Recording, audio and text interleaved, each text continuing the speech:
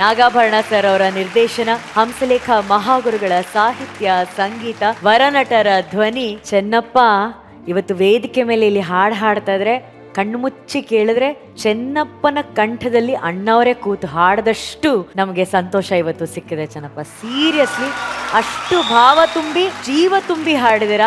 ಅಪ್ಪಾಜಿ ದೊಡ್ಡ ಅಭಿಮಾನಿ, ಅಪ್ಪಾಜಿಯವರ ಭಕ್ತ ಅಂತ ಹೇಳಿದ್ರೆ ಖಂಡಿತವಾಗ್ಲೂ ತಪ್ಪಾಗಲ್ಲ. ಇವತ್ತು ಆ ಭಕ್ತನಿಗೆ ಒಲಿದಂತಹ ಈ ಒಂದು ಪರ್ಫಾರ್ಮೆನ್ಸ್ ಒಂದು ದೊಡ್ಡ ಚಪ್ಪಾಳೆ ಬರಬೇಕು ಚೆನ್ನಪ್ಪ ಅವರಿಗೆ.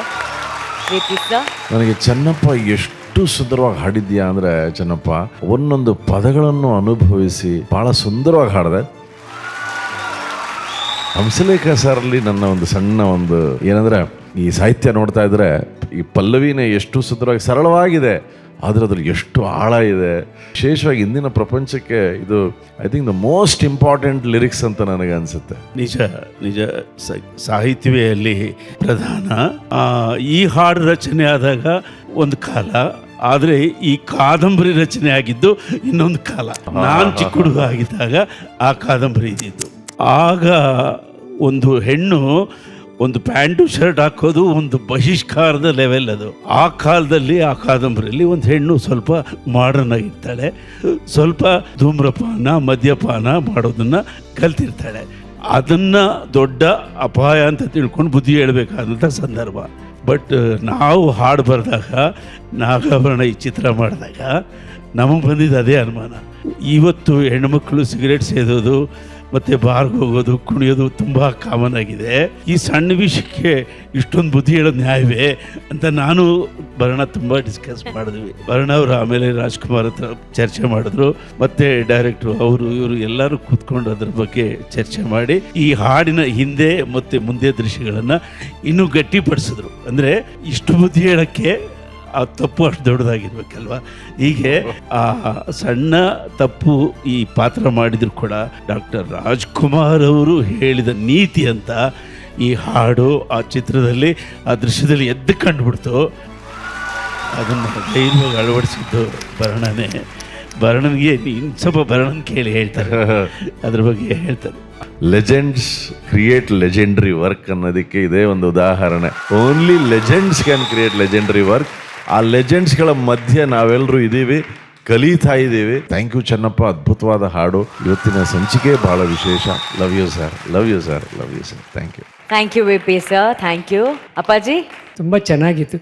ಈ ಹಾಡು ಜೊತೆ ನಂದೊಂದು ಸಂಬಂಧ ಇದೆ ನನಗೆ ಪರ್ಸನಲ್ ಆಗಿ. ನಮ್ಮ ತಂದೆಯವರು ಚಿಕ್ಕಪ್ಪವ್ರು ಯಾವಾಗ್ಲೂ ಹೋಗ್ತಾರೆ ಹಾಡ್ಬೇಕಾದ್ರೆ. ಹಾಡ್ಕೊಂಬಂದ್ ಮನೇಲಿ ಬಂದು ಒಂದು ಗಂಟೆ ಕುತ್ಕೊಂಡು ಇಬ್ರು ಚರ್ಚೆ ಮಾಡ್ತಾರೆ. ಏನಪ್ಪ ನಮ್ಮ ತಂದೆ ಕೇಳೋದು, ಇದು ಇನ್ನೊಂದ್ಸಲ ಹಾಡ್ಬೇಕಲ್ವಾ? ನೋಡಪ್ಪ, ನೀ 10 ದಿನ ಆಡಿದ್ರು ಆಮೇಲೆ ಬಂದು ಇದೇ ಹೇಳ್ತೀಯ ನೀನು, ನಿನಗೆ ತೃಪ್ತಿ ಆಗಲ್ಲ, ಚೆನ್ನಾಗಿದೆಯಪ್ಪ ಅಂತ. ಹಂಗೇನಾರು ಇದ್ರೆ ಹಂಸಲೇಖ ಅವ್ರು ಬಂದು ಹೇಳ್ತಾರೆ, ಬಿಡು ಬೇಡ.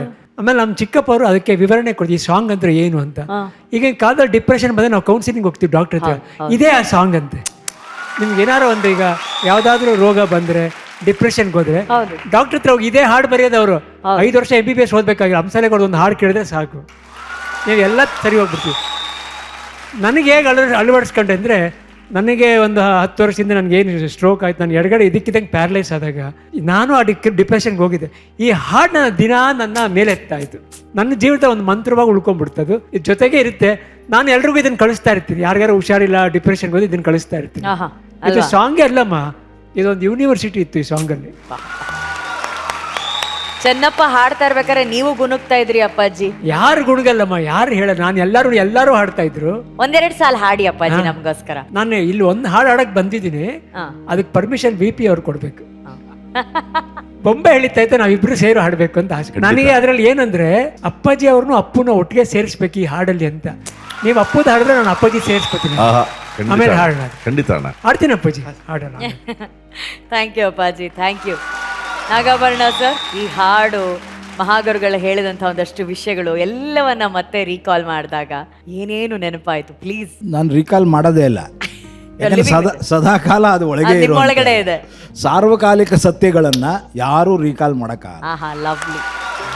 ಇವತ್ತಿಗೂ ಕೂಡ ನೀವು ಯಾವುದೇ ಹಾಡು ಕೇಳಿ ಆಕಸ್ಮಿಕದಲ್ಲಿ ಅದನ್ನ ಸಿನಿಮಾದ ಹೊರಗೆ ಇಟ್ಟು ಕೂಡ ನೀವು ಅದನ್ನ ಅನುಭವಿಸಬಹುದು. ಎಷ್ಟೋ ಸಲ ನಮ್ಮ ಮನಸ್ಸಿನ ಒಳಗಿರುವ ಎಲ್ಲ ಖೇದಗಳನ್ನು ಕಿತ್ತು ಹಾಕಿ, ಇಲ್ಲ ಇದ್ರಲ್ಲಿ ನಾವು ಮತ್ತೆ ಶುರು ಆಗಬೇಕಿದು ಅನ್ನುವಾಗ ನನಗೆ ಬಹಳ ಹತ್ತಿರವಾಗುವುದು ಈ ಹಾಡು. ಇನ್ನೊಂದು ಸಿನಿಮಾ ಸಂತ ಶಿಶುನಾಳ ಶರೀಫ್. ಈ ಎರಡು ನನ್ನನ್ನು ಯಾವಾಗಲೂ ಕಾಡ್ತಾ ಇರುತ್ತೆ. ಯಾಕೆ ಕಾಡುತ್ತೆ ಅಂದರೆ ಅದು ನಾಳೆ ನನಗೆ ಮತ್ತೆ ಇನ್ನೊಂದು ಏನೋ ಪುನರ್ಜನ್ಮವನ್ನು ಕೊಡುತ್ತೆ. ಅಂತಹ ಹಾಡುಗಳಲ್ಲಿ ಇದು ಒಂದು. ಮಹಾಗುರುಗಳೇ, ರಾಘಣ್ಣ ಮಾತಾಡ್ಬೇಕಾದ್ರೆ ಹೇಳಿದ್ರು, ಡಾಕ್ಟರ್ ಹತ್ರ ಹೋದರೆ ಈಗ ನಾನು ಡಿಪ್ರೆಷನಲ್ಲಿ ಇದ್ದೀನಿ ಅಂತ ಹೇಳಿದ್ರೆ ಪ್ರಿಸ್ಕ್ರಿಪ್ಷನಲ್ಲಿ 10 ಟ್ಯಾಬ್ಲೆಟ್ಸ್ 10 ಮೆಡಿಸಿನ್ ಬರೆಯೋ ಬದಲು ಈ ಹಾಡನ್ನು ಕೇಳಪ್ಪ, ಹಂಸಲೇಖ ಸರ್ ಅವ್ರು ಮಾಡಿದಿರೋಂಥ ಮ್ಯೂಸಿಕ್ಕು, ಬಾಳುವಂಥ ಹೂವೇ ಬಾಡುವ ಆಸೆ ಏಕೆ, ಅದು ಒಂದು ಎಕ್ಸಲೆಂಟ್ ಮೆಡಿಸಿನ್, ಅತ್ಯುತ್ತಮ ಔಷಧಿ ಅಂತ ಹೇಳ್ಬಿಟ್ಟು ಅವ್ರು ಹೇಳ್ಬಿಟ್ಟಿದ್ದಾರೆ. ಆ ಮಾತು ಕೇಳಿದಾಗ ನಿಮ್ಮ ಮನಸ್ಸಲ್ಲಿ ಏನಾಗುತ್ತೆ ಹೇಳಿ ಮಹಾಗುರುಗಳೇ? ಇದೆಲ್ಲ ಸತ್ಯ. ಹಾಂ, ಏನಂದ್ರೆ ದನಿಯ ಕೆಲಸ ಚಲಿಸೋದು, ಹೌದು. ತಲುಪುವ ಕೊನೆಯೇ ದನಿಯ ಮನೆ. ಅದು ಕಿವಿಗೆ ತಲುಪಿದ್ರೆ ಅಲ್ಲಿ ಕೆಲಸ ಮಾಡುತ್ತೆ, ಮನಸ್ಸಿಗೆ ತಲುಪಿದ್ರೆ ಮನಸ್ಸಿಗೆ ಕೆಲಸ ಮಾಡುತ್ತೆ. ಆ ದನಿಯಲ್ಲಿ 2 ವಿಧ ಇದೆ. ಒಂದು ಸಂಕಲ್ಪದ ದನಿ, ಸಂಕಲ್ಪಕ್ಕೆ ತಲುಪಿಸಿದ ಸಂದೇಶದ ದನಿ. ನಾನು ಸಂದೇಶದ ದನಿಯನ್ನು ಆ ದನಿಯಲ್ಲಿಟ್ಟೆ. ಆ ಸಂಕಲ್ಪದ ದನಿ ರಾಜ್ಕುಮಾರ್. ಆ ದನಿಯಲ್ಲೇ ಒಂದು ಔಷಧಿ ಇದೆ. ನೀವು ನಂಬಲ್ಲ, ರವಿ ಬೆಳಗೆರೆ ಅಂತ ಒಬ್ಬ ಪತ್ರಕರ್ತರು ಇದ್ರು. ರವಿ ಬೆಳಗೆರೆ ನನಗೆ ಫೋನ್ ಮಾಡಿದ್ರು, ಗುರುಗಳೇ ಒಂದು ಒಳ್ಳೆ ಕೆಲಸ ಆಗಿದೆ, ನನ್ನ ರಿಪೋರ್ಟರ್ ಅಣ್ಣ ಆತ್ಮಹತ್ಯೆ ಮಾಡ್ಕೊಳ್ಬೇಕು ಅಂತ ಮನೆ ಬಿಟ್ಟು ಹೋಗ್ಬಿಟ್ಟಿದ್ದಾನೆ, ಎಲ್ಲೋದ್ನೋ ಗೊತ್ತಿಲ್ಲ ಅನ್ಕೊಂಡಿದ್ವಿ.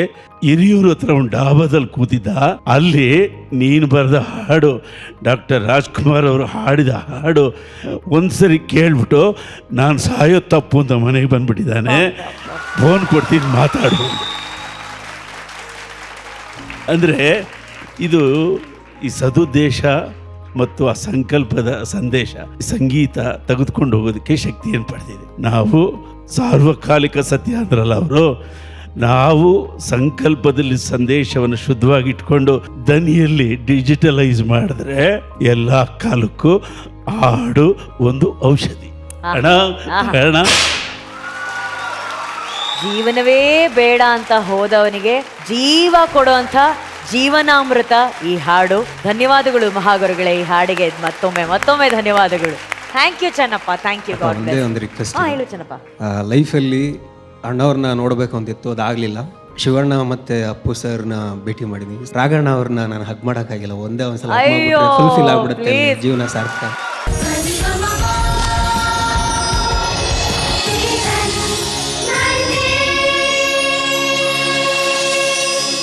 ಅಪ್ಪಾಜಿ, ನೀವು ಹೇಳ್ತೀರಾ ಅಪ್ಪಾಜಿ ಹಾಗೂ ಅಪ್ಪು ಸರ್ ಇಬ್ರು ಸೇರಿಸಿ ಅವರ ಒಂದು ಮಿಲನವಾಗಿರುವಂತ ಒಂದು ಹಾಡನ್ನ ನಾನು ಹಾಡ್ತೀನಿ ಅಂತ ಹೇಳಿ, ಹೇಗೆ ಏನದು ನಮ್ಗೆ ಅರ್ಥ ಆಗಿಲ್ಲ.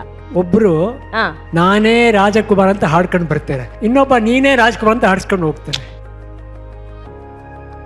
ಕೊನೆಗೆ ನೋಡಿ ಒಂದೇ ಥರ ಹಾಡನ್ನ ಆಡಿಸಿ ನೋಡು, ಆಮೇಲೆ ಬೊಂಬೆ ಹೇಳ್ತಾ ಇತ್ತೆ, ಹೆಚ್ಚು ಕಮ್ಮಿ ಒಂದೇ ರಾಗದಲ್ಲಿ ಹಾಡುವಂಥ ಒಂದು ಹಾಡು. ಅವರಿಬ್ಬರು ಹಾಡ್ಕೊಂಡು ಇವತ್ತು ನೋಡಿ ಇಬ್ಬರು ಒಟ್ಟಿಗೆ ಮಲಗಿದ್ದಾರೆ ನೋಡಿ.